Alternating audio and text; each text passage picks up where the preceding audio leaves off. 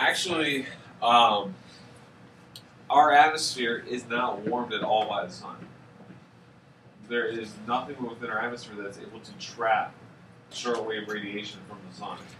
Now we have material that reflects that sunlight. We have material that will scatter the light, but we don't have anything that actually absorbs that energy.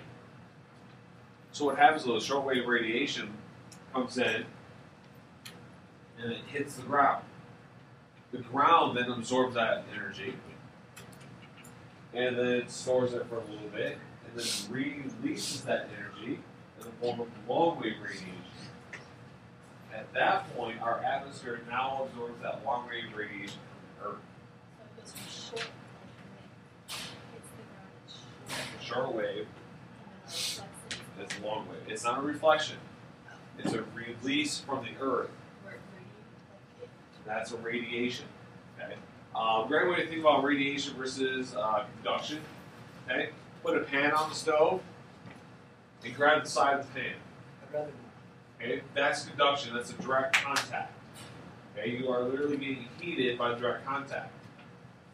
Radiation. Some of you guys have old school radiators maybe in your homes or have been in a building that had the old radiators. And if you stand next to them, you can feel the heat. That's radiation. It's not direct contact. Okay, but you can feel the heat energy being dispersed by the object. Okay, that's radiation. Does that make sense?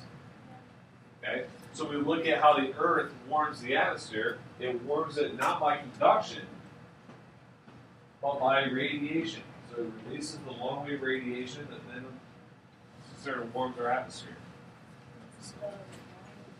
Long-wave radiation. By the way, do you guys notice that some nights are warmer than others? Yeah. Ignoring the season, really, tell me, under what conditions is it warmer? At night. Oh, that's just in general. It's like moist in there.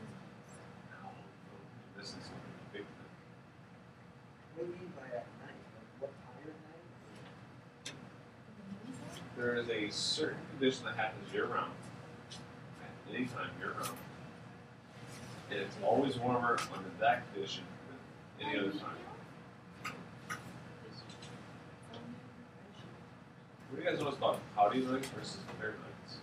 Well, the cloudy nights keeps the heat. Why does it keep the heat in? Because it doesn't escape. The clouds reflect the long-wave radiation. Okay? And there's clear nights, since we have no clouds. The long-wave radiation simply escapes out in the atmosphere and we're good to go. Okay? So it's literally, I mean, like being insulated. It really does. The clouds truly insulate the Earth because that long-wave radiation is being released during the nighttime, hits the clouds, can't go through the clouds, so it simply gets reflected and heats up the Earth again. Now, is that reflection or is that? That's radiation again. So, the moisture in the clouds. Reflect the long-wave radiation. Now, on a clear night, simply those radiations simply disperse out in the atmosphere. Another reason to think about how clouds affect how we live. How many guys have ever listened to AM stations? Oh, that's a good sign. I don't get that many. Sports, whatever. How many guys have done ham radio before? Wow. Didn't expect that. On a cloudy night, did you guys realize you can pick up stations from Canada here in Fort Wayne? But you can't, let's say on an excellent, you can't get the same station again. It's all because of the clouds. On a cloudy night, that the signals hits the clouds, gets bounced back off, you can pick it up over here.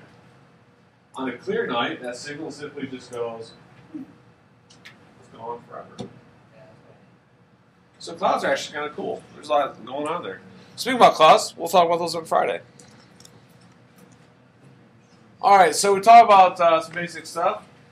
So let's talk about this again.